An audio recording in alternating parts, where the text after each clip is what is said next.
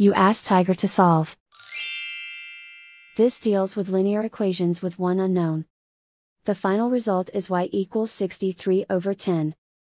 Let's solve it step by step. Group all constants on the right side of the equation. Add 4/5 to both sides. Combine the fractions. Combine the numerators. Reduce the zero numerator. Simplify the arithmetic. Find the lowest common denominator. Multiply the denominators. Multiply the numerators. Combine the fractions. Combine the numerators. And so the final result is y equals 63/10.